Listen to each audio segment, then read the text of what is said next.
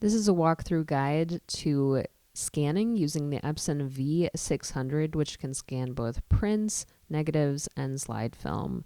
So to start off, this is the scanner. You'll notice on the side, we have this lovely power button that you need to depress to turn the machine on or off. So we're turning it on, and we're going to start by scanning a print, or in this case, a mounted piece. So you should see I can lift the top up easily. There's a white board in the top of the scanner, which I'm highlighting here. That's important that that's there. You should also check that the glass and print are clean and place it face down in the top right corner and close the lid. So you'll then turn to the computer to get started, and I'm going to pick up with a screen capture video there. You should see I'm launching the Epson Scan 2 software from the dock, and this is what comes up. So I'm going to make my window larger so you can see it somewhat easily. One of the first things I do is change scan settings to photograph and make sure I'm in photo mode, and I'll keep tweaking other things. So document source scanner glass, it's reflective, so that's good.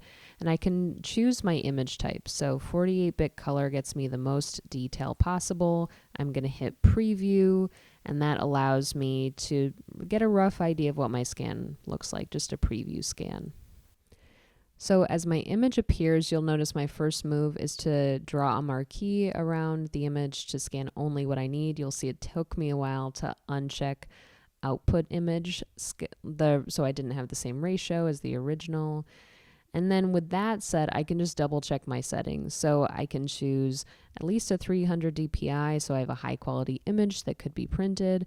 I'm just checking on all of my settings to make sure I'm happy. I could go into these advanced settings if I wanted to, but I'll probably just stick with the main settings for this particular session. So again, you can decide, especially for black and white, doing 16-bit grayscale for me is fine since I don't need a full range of color. So you also have all these tools within the Epson Scan main dialog box. I'm not going to get into those here because we're just doing the basics. You can also choose the image format that you'll export to, JPEG or TIFF. I'm picking JPEG because I'm just going to view it on screens. And then I can also choose a file name. And in case you're scanning a lot at one time, it can be one that you repeat and add a number at the as the suffix. So I'm going to hit OK and hit scan. Notice that I'm also scanning to the desktop because you also want to be really aware of where you're scanning to. So that should take us a minute.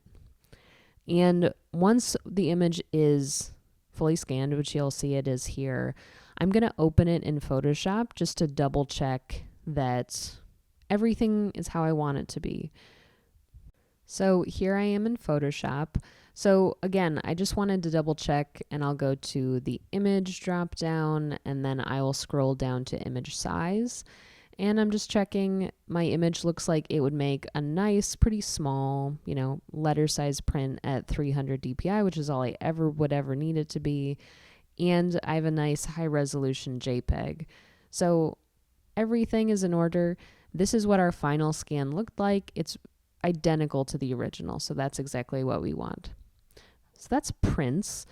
Next, I'll move on to talking about how you would scan negatives, which is a little bit trickier. I'm going to show you how to scan 35mm, but we do have the capacity to scan medium format as well. So you see me pick up with the scanner, and the top is open so we can again see inside the machine.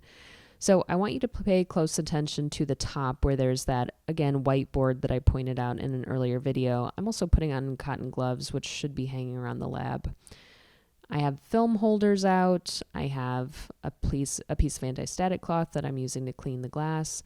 And I'm now going to remove that white piece because you don't want that used for negatives or slide film scans. So what I will get out are some of these negative holders. I don't need that one. The 35mm holders are on this particular, the right side of this particular holder. And you see me adding 35mm film in, and then this is tough to see at this angle, but when you replace this part of the film holder, you really have to press to clip it in. You'll see I need to press at almost every connection point. It's just plastic on plastic, so it's the fun of dealing with that. So I'm going to place this onto the scanner, and I actually will want to show you a better shot of what this process will look like. So from above, you can see when I lift up, obviously here's exactly where I put my film holder, but you should see there's an A on the film holder that I'm matching up to the A on the actual scanner itself. So that's how you know it's properly in place. When you look, that makes sense because there's going to be light coming from the top of that lid right through my film.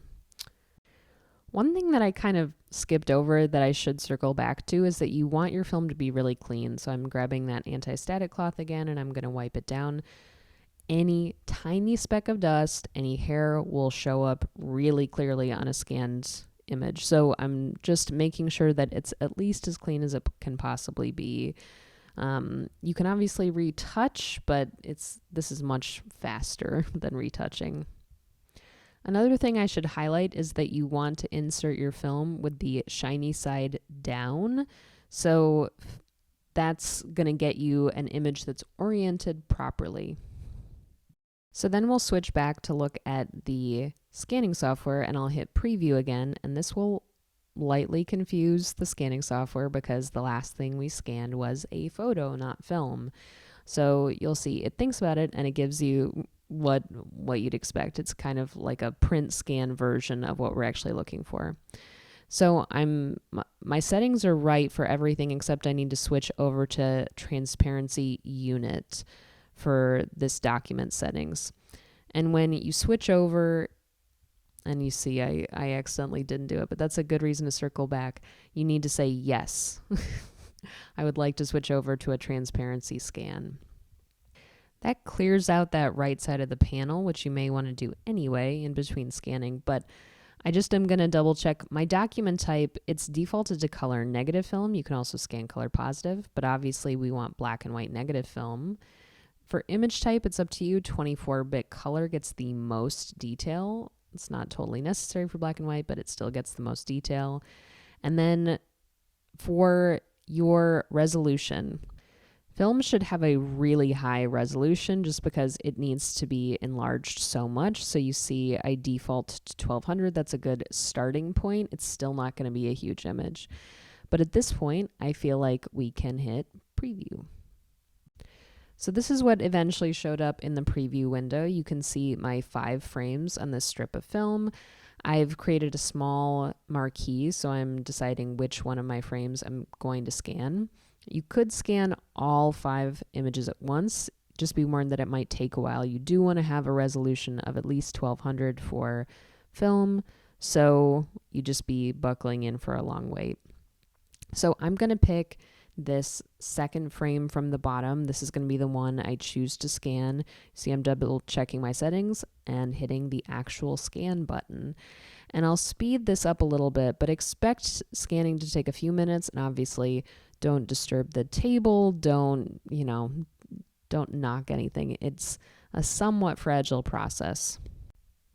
So now that I have my scan, I'm going to open it in Photoshop just to make sure everything looks right. I also need to make some basic edits like rotating my image so it shows up as a landscape rather than a portrait.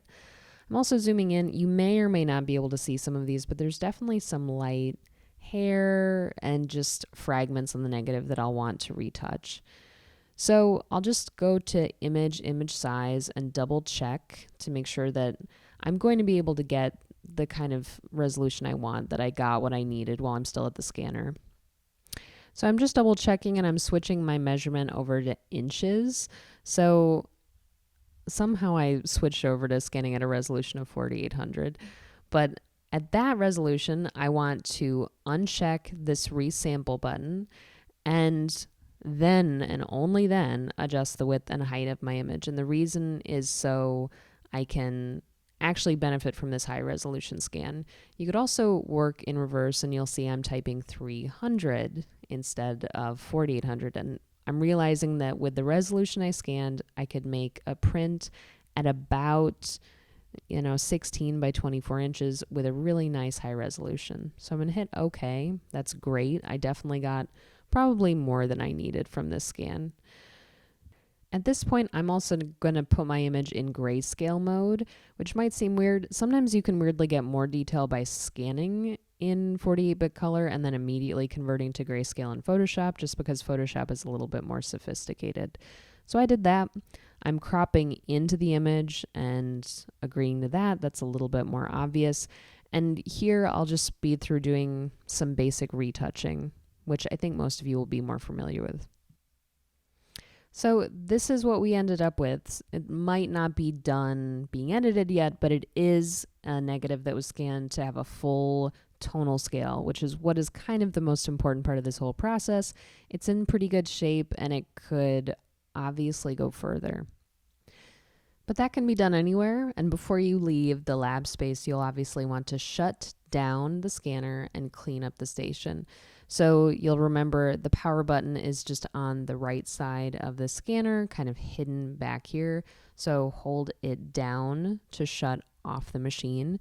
You'll also want to remove any negatives, negative holders, anything from the scanner.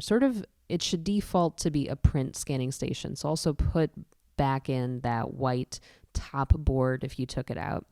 Maybe clean it off, and just consider too if you want to do a preview scan of the scanner when it's totally empty so no one else can see your photos. That level of secrecy might not be important to you, but you should at least know it's an option. So that's all you really have to do to scan either a print or a negative using the Epson V600. Thanks, everyone.